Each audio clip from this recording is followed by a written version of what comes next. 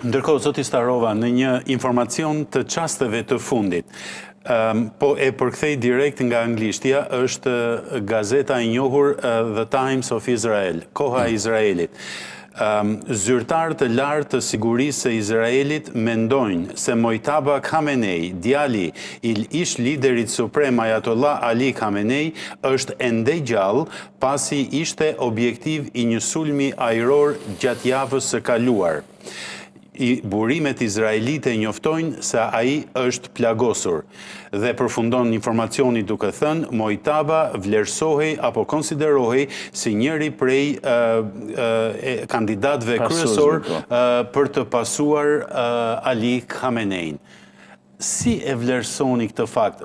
Për hir të vërtetës, u fol që ai do të ishte lideri dhe pati një blackout në informacion. Dhe tani burimet izraelite njoftojnë që ai ka qenë objekt sulmi. Sepse mendohet që do ishte vazhduesi linjës ashpër që ka pas jati i tij. Ky ishte më i ashpri. Dhe fakti që e kanë goditur do të thotë që ka vendosmëri të koalicionit që po bën atë që po bën në Iran që të mos lejojë një vazhdimsi të tillë. Është zhvillim në fundit pavarësisht. Është shumë tregues faktikisht apo jo? Sigurisht që është tregues. Ka vendosmëri. Pra, ai lloj regjimi nuk duhet të vazhdojë të mbijetojë. Ndërkohë që është thënë që ne pranojmë dhe një lider fetar po të moderuar, i cili do të përfaqësojë politika krejtësisht ndryshme. Pra, edhe ndaj popullit vet, edhe ndaj rajonit. Është tregues që ka vendosmëri absolute për këtë gjë dhe mendoj që nëse ai është plagosur, nuk është ky shkaku. Pse nuk është zgjedhur, se zgjedhja mund të bëhet, duke qenë plagosur.